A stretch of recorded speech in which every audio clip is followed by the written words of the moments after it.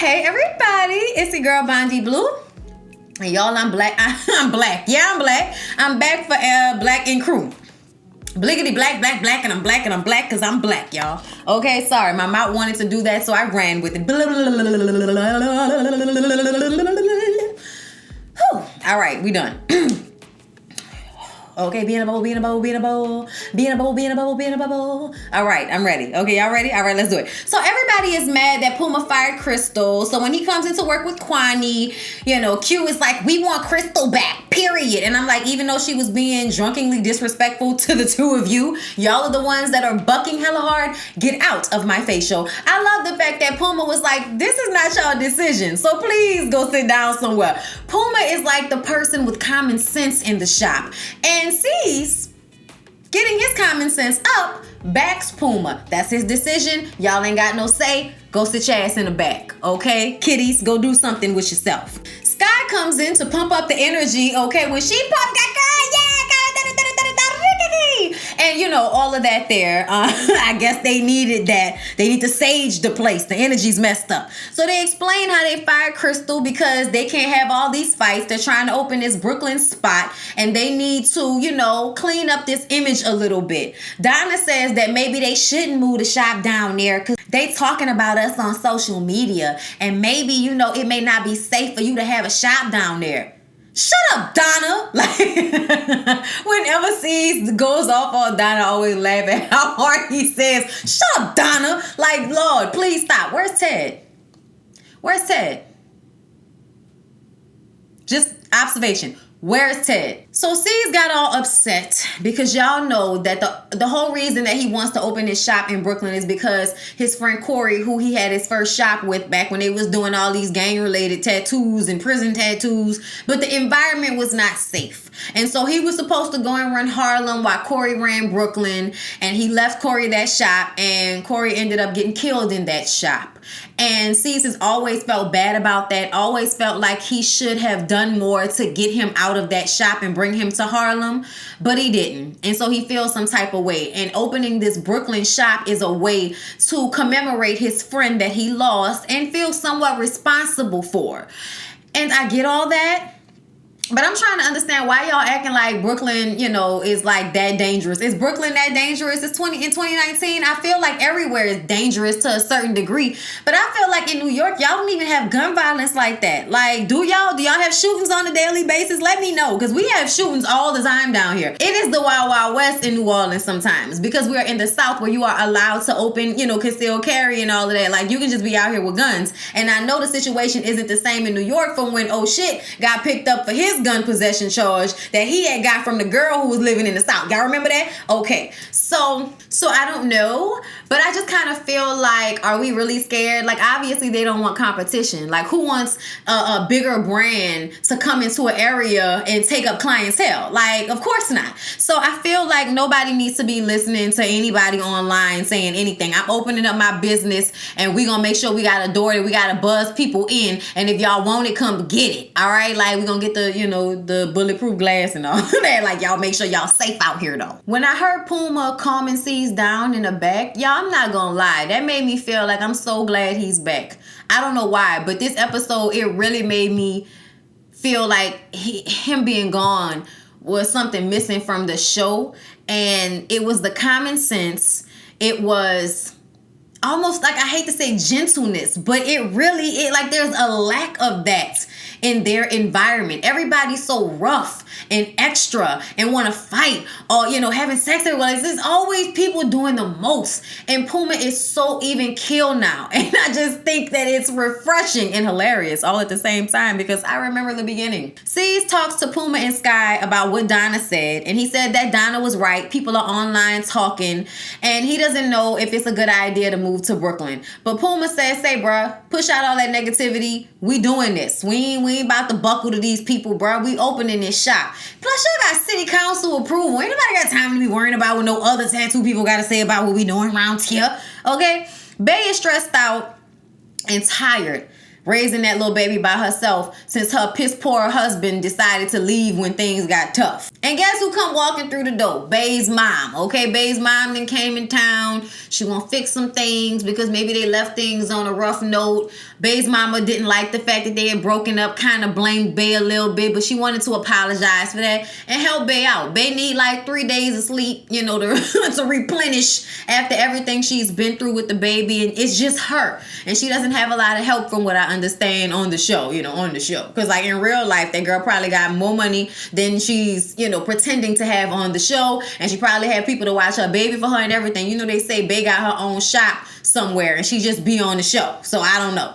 But either way, it was nice to see her mom come and help her out because it was obvious that she stressed out about something. Why was she wearing a bodycon dress to go and play in the balls with her son? Like, you couldn't find some jeans? You got a bodycon dress on showing your cooch to everybody? Look, whatever. Anyway, Walt meets with Jess, and y'all, I hope Walt watches this episode of this review. I don't know if Walt has watched me in a long time, but that's my boy in my spirit. That's my boy, okay?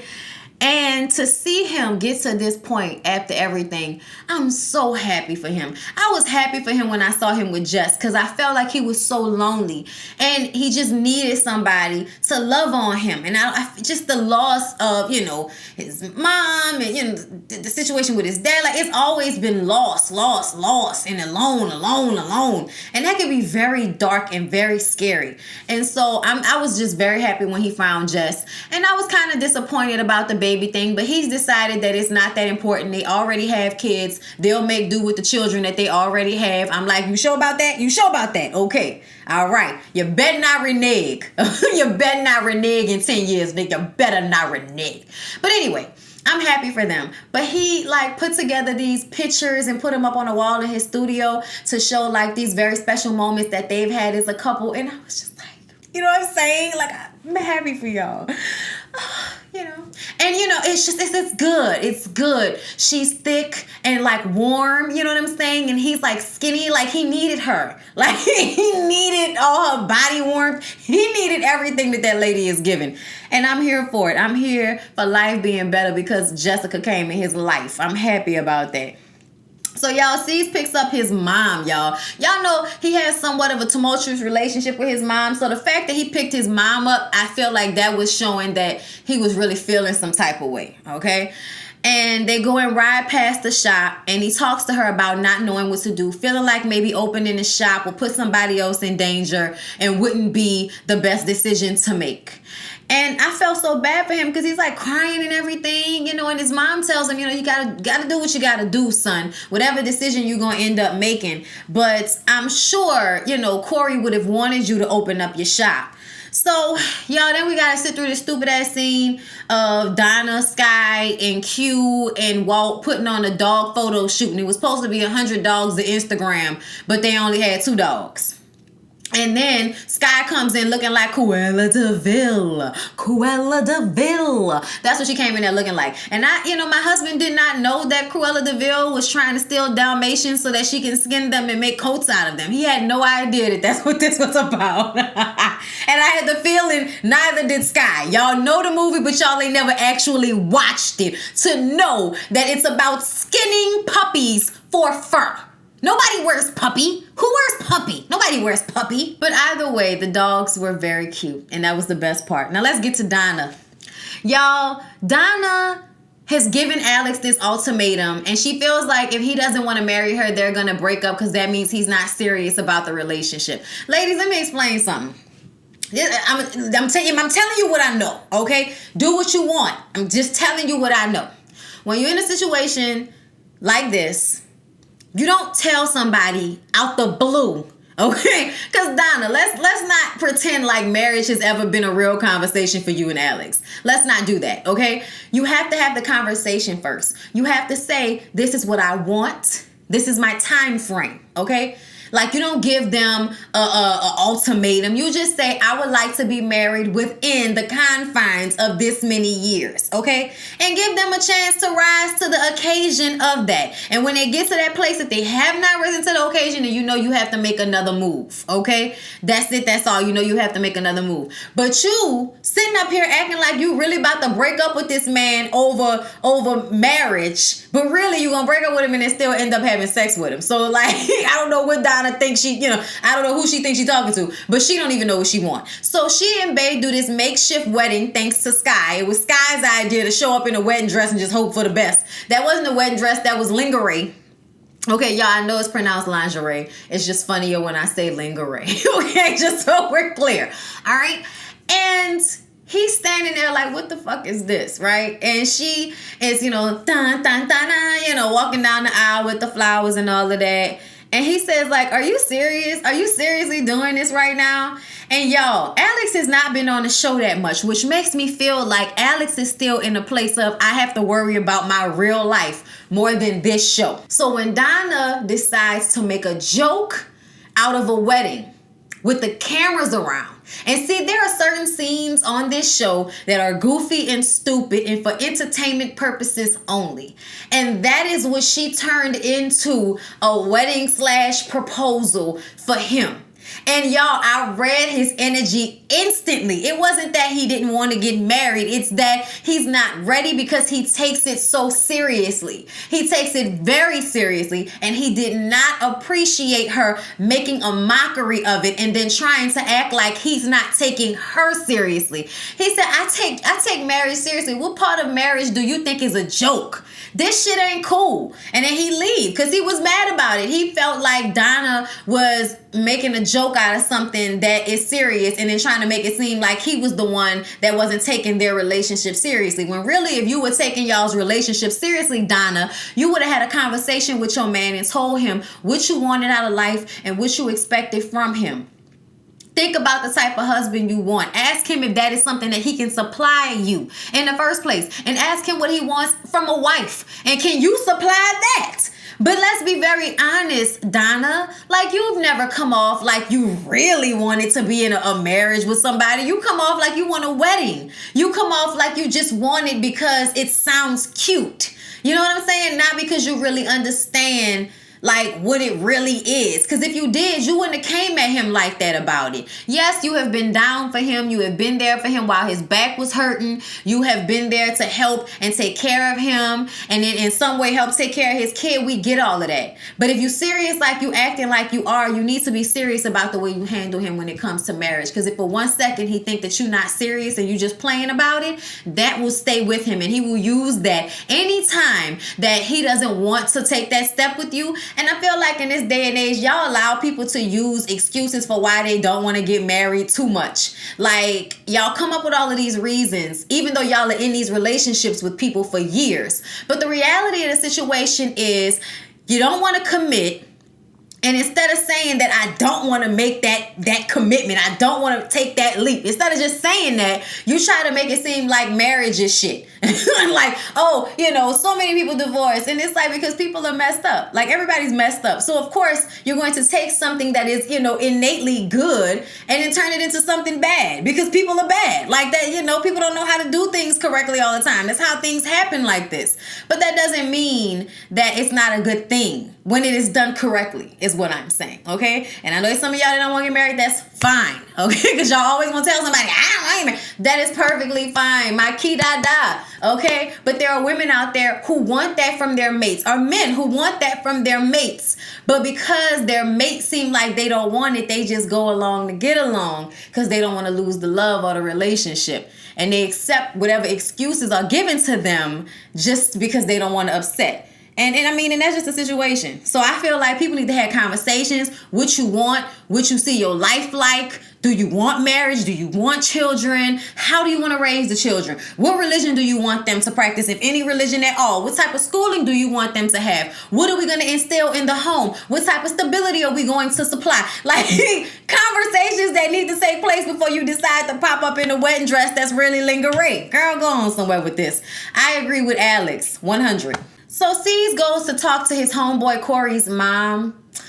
Y'all, his mom has such good energy to me. She told Cease that whatever he does that is successful, it is Corey doing something successful. It's his success, just like it's yours. So you have to open up the shop for him and for me so that you can continue on a legacy of my son, because Cease feels like his friend is disappearing as the years go by.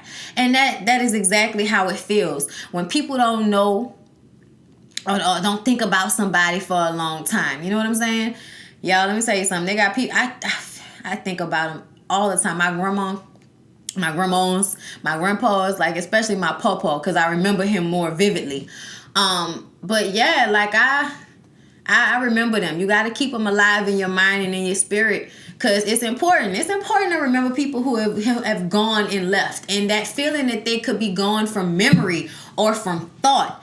You know, it's sad. But yeah, y'all, after he said he wasn't going to open a shop, he then goes to the shop. And they already got merchandise in there. So even though I feel like he was working through a real emotion with his friend passing and him feeling responsible, I still feel like, my nigga, you was always going to open that shop. Get out of my face. Let's move on to Compton. So y'all, Nessie and Voodoo go to Washington to confront Voodoo's stepdaddy, you know, and the abuse. And back at the shop, everybody is trying to get the bad juju out the shop from those weird Bibles that he sent. So they lighting sage and everything, right? That's what's going on with that. Lemire and Danielle go into labor.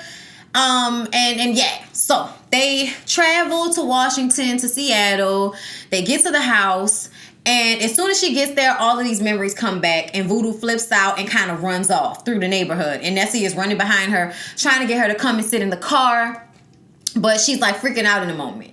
Then you see Voodoo's mom and her sisters start to come out, y'all.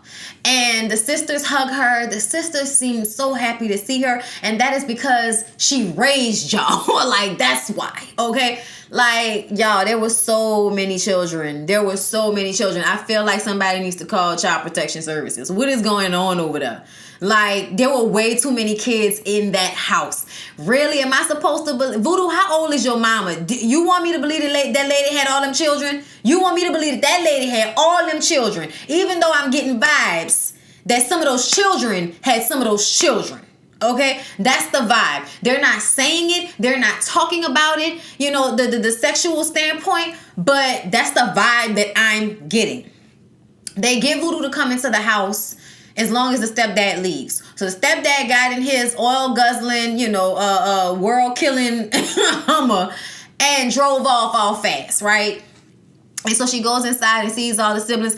And y'all, I counted at least 15. I feel like I counted at least 15. Because there were like 10 of them outside at the end when she had pulled off. But there were still kids inside. There was still at least 3 or 4 little boys that were still inside. So that's why I was like, it had to at least be like 15 kids or 15 plus kids in this house. And I just thought it was way too much. So just as she's getting comfortable to, you know, talk to her siblings and everything, her mom gives Nessie a hip wrap to cover her butt because you don't want men looking at your butt. And I feel like she has on jeans, first of all, and no matter what she has on, men just don't look at my butt. Okay, or don't let me see you looking at my ass. You know what I'm saying? Or look at my ass, but don't touch and don't tell me nothing. But you can look. Okay? If you're looking at the back of me, then I can't see you. All right? But that's not the point. The point is you are pushing your weird ass beliefs on Nessie and you don't know her. It's only been 5 minutes. Voodoo flips out, goes outside. Her siblings start talking to her. And one of the siblings that she helped raise, Ariana, the one who seemed to be like the most, you know, wanting or missing of her for real, was like, Dad is about to come back. So she gets up and they leave. And when the dad comes back, you can see the mom and one of the other older sisters saying, why did you tell her? Why did you tell her? You know he feels like it's time to talk to her. And it's like, so y'all was setting her up to have to talk to him even though she didn't want to?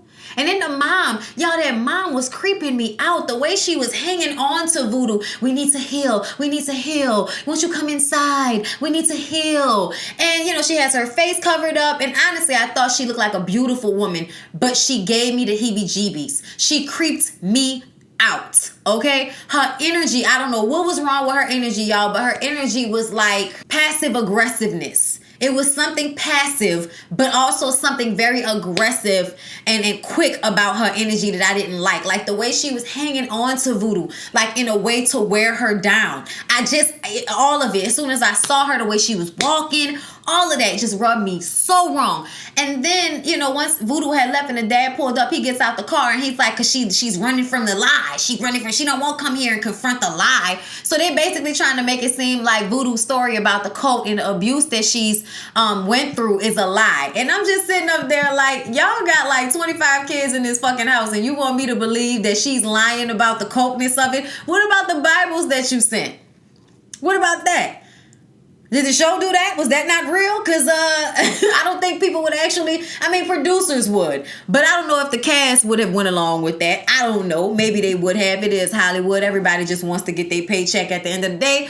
But I just kind of felt like, you know, no. I mean, you could tell by looking in the way Voodoo goes about her life right now, the way she is trying to repair the brokenness. It screams that she's telling the truth because she's wearing it on her. Like she's wearing whatever happened, whatever they did, it's weighing on her. Even though some of the conversation was like, you whipped me with a belt when I was 18. And mom, you just stood on the sidelines. You know, a lot of that sounds like doing too much. Like we didn't get whipped once we got to a certain age. You got kicked out. Like, but we wasn't whipping you at 18. Okay. So I just think there was a lot more going on than what was actually being said, even though a lot was going on. So she left and came back like the next day and she just wanted to talk to her mom in the car, but the mom keeps trying to get her out the car to go inside and have a reading. I want to do a reading. I think it would be beneficial. You need a reading. And she's like, I'm not going back in the house. And it felt like if they got her back in the house and they can get the camera people out, they would have tried to lock her in that house. I was like, girl, don't go back in that house.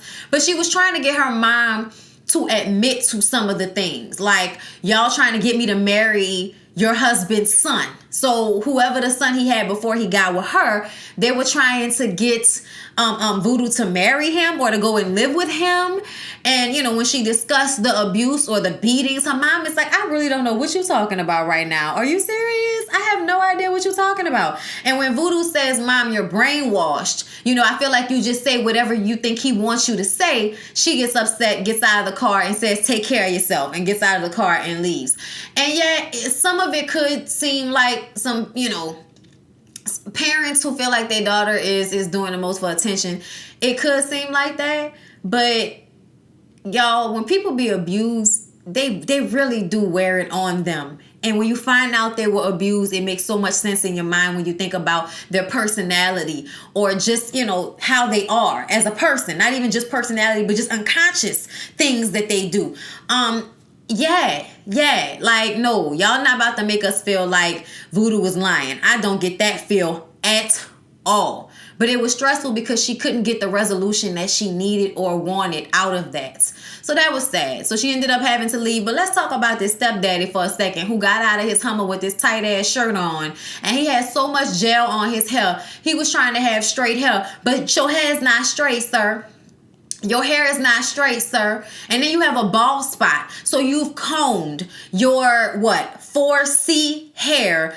First of all, it looked like you put a bad perm on it. And then you combed it. And then you put gel on it. And we can still see the bald spot. Your hair told the whole story.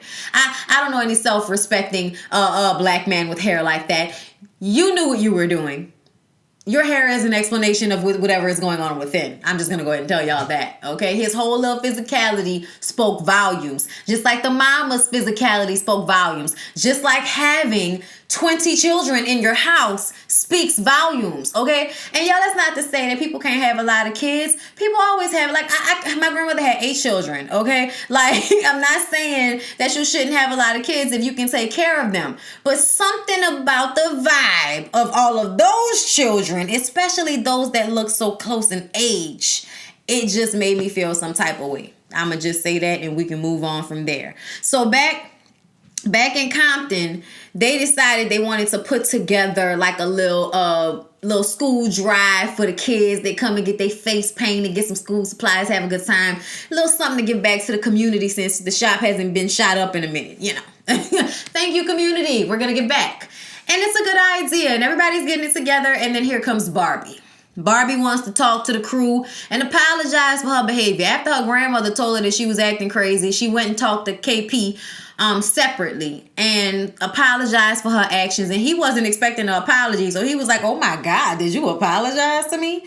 And so he says, come to the shop and, talk to everybody else. So she apologizes. Y'all, Ink works on my nerves because I feel like he's such a go along, get along type dude. You know what I'm saying? Like, you just go by the seat of your pants. And I feel like when you should be getting upset on somebody's behalf, you want to be all indifferent. Like, almost like how Zell be from Love and Hip Hop, where, there's all this aggression and confidence when it comes to how they interact with women. But when they're around men, they're meek and want to fit in. You know what I'm saying? Like, something about that just works on my nerves. But anyway, he's mad because when she took the equipment, he missed out on the job. And she's like, I wasn't trying to make you miss out on money. I was trying to make y'all feel how I felt. And I felt like we should understand that. We should get that. Like, y'all lost, you will be all right. Okay. But she apologized to him. And I do feel like she went far and took it left, but I still feel like KP and them started that shit. And if they would have just opened that door at any point before she called the cops, or when she even got on her phone before she dialed the number all the way, I'd have been like, all right, we're gonna open it, okay? Like, damn, bitch, you know what I'm saying? And then talked about it later. But y'all let that shit get to a certain point and she went left with it, okay? And okay, so I'm sorry, but I still kind of feel like Barbie isn't the only one that should be apologizing as far as that group is concerned. And then for them to turn and say that she needs to apologize to Alana, I was just kind of like, oh, word. Is it because you want to fuck Alana? But whatever. She does apologize for hitting Alana in the face, saying she didn't deserve it. I wouldn't say that. I wouldn't say that, but whatever. Okay, that's another conversation for another episode review. They're cool with Barbie. They're gonna give Barbie another chance. We're gonna move on. But hold up, Tim sitting up there talking about how you gonna handle pettiness with pettiness, or how you gonna handle disrespect with disrespect. I said, nigga, what? Excuse me? Is that not how you handle things? I can remember you going and trying to grab Nessie's things off of her little section or whatever because she said something you didn't like. So you don't handle, you got in a woman's face, my nigga. And really, we're going to talk about how you don't match disrespect with disrespect? Really, Tim? Word. Go on somewhere away from me with this. I just don't have time for y'all. So when Nessie and Voodoo get back, they don't really want to talk about what happened in Washington. They just want to move on and help out with the event. When Nessie sees that Barbie is there, she kind of just sucks it up and goes along, but she was mad about it. She's still mad. She painted over her mural. And y'all, it looked like in the previews that maybe she actually did connect and punch her in the face. I'm not sure, but it looked like she might have punched her in the face. Either way, they just go along. They throw the event. It's very successful. Kyla Pratt comes out. The kids are dancing. They're getting school supplies. The line was down the street. It was a really good event for their shop and for that neighborhood. And because of the violence and the feel of that neighborhood, I'm sure them people love to have that vibe going on. Something they may not always get. So I was like, that's what's up. I really felt like that was cool of them to do. So Barbie asked Nessie if they can talk while Nessie was like painting with the kids and stuff. And they go into the back. And I feel like there was not really any real resolution because Barbie feels like Nessie was disloyal to her because she felt like Nessie was family and she was down for her. And I'm like, you just met that girl not too long ago. So feeling that strongly about her was your bad. Okay. First of all. Second of all, I don't feel like Nessie necessarily did anything to be disloyal to you. She cared, she called, she texted. What was she supposed to do when you called the police and got yourself arrested? What was she supposed to do about that, Barbie? A part of you realizing that you took shit too far is realizing your fault and what happened to you. And to stop trying to blame somebody or feel like somebody is flawed because they didn't go along with you when you were being flawed. Okay? So yeah, I'm just kind of I'm just kind of looking at her like, whatever, bitch. Like, if you want to sit up here and act like Nessie really did something to you, okay, fine. But I don't think Nessie did anything wrong.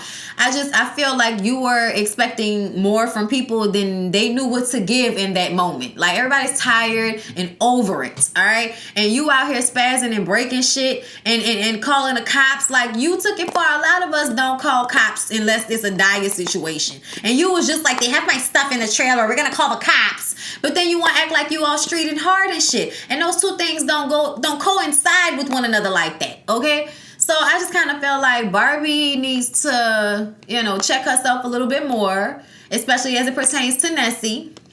But Nessie agrees to just let it go because they want to focus on making the shop better. So everybody's just going to go along, get along. We ain't got to be friends, but we can be cordial. And then Kyla and KP talk about how proud she is of him for sticking with the shop. And, the outcome was so great and they feel like they're making an impact. And I feel like it's so important for kids, and for adults our age and younger to be business minded and not feel like they have to be famous or they have to play ball or do music or, anything else that's just so fucking regular, degular, schmegular to me. Why not open a business? Why not have a store? I would love for somebody black to own a hair store. Like, I swear to God, I'm tired of giving my money to people that ain't black when it comes to hair stores. Like, no disrespect, but we get mistreated in a lot of these spaces. I personally haven't experienced that as much, but I still don't like when I see it happen to other black women. And it makes me feel like we need to, this is our shit. Like, this is what we do the most. So I need to understand why we don't have, black hair stores that are owned by black people a lot of the time. It's mostly either, Middle Eastern people or it's Vietnamese people out here. So I just kind of feel like I think we might have had one shop, that one, store that was owned by a black woman and it's not open anymore. So it just would have been nice. It would have been nice, we can have a little bit more of that mindset. And, open some more tattoo parlors, open some grocery stores, like open some stores, man. Do this. Do this for us and be good at it and be perfectionist in what you do so that people will want to support your business. Because sometimes, like, no disrespect to my people, but we fall short. Like, they got a little spot out here that we used to like to go get wings from, but the hours weren't consistent. The days you supposed to be open, you not open. When we call to try to order ahead of time, ain't nobody answering the phone. Like, there are all these little things that made us not want to deal with them, even though we were trying to. You know what I'm saying? Versus the Vietnamese people that was open the whole time. When they say they're going to be there, they're going to be there. Okay? So, you know what I'm saying? It makes you have to make a choice sometimes that you don't want to make. So, yeah, I'm appreciative of KP and them starting a business in a black neighborhood somewhere where they need, to see black people doing something besides, Hollywood shit. Okay, so this was the last episode of the first season. How do I feel? I feel like it was interesting enough, especially this last episode. It was entertaining enough for them to come back for a second season. I wouldn't throw the show away just yet. First seasons are always kind of rocky. It was only 10 episodes. I feel like they can come back and we can see what's popping. I'm interested in seeing what they can come with a second time. Now, once we get there and I'm still feeling like this flat but ever so often sporadic jolts of entertainment, we'll see. We'll see. Because they did give, but it just wasn't a consistent give. You know what I'm saying? Oh, yeah. And Lemire and Danielle had a beautiful baby, and I'm so happy for them because I know they were so worried. And, that's a worry and fear of mine to not have a healthy baby or not have a baby at all. Because people are always trying to tell you about how everything you do can make you not have a baby. And I'm just resigned at this point. Like, I guess I won't have a fucking baby then. Like, okay, like, whatever. I'm not living my life in fear like that. It's just, it's not it's too much. I'll adopt. Whatever. I'm sure one of my little cousins will have a child before they're supposed to. Okay? Never mind. Anyway, yeah, that's how I feel. Black and Crew, Compton can come back for a second season. We'll see y'all then. Or for a continuation to this season, however y'all, intend to do it. But we'll see y'all then. All right, see ya.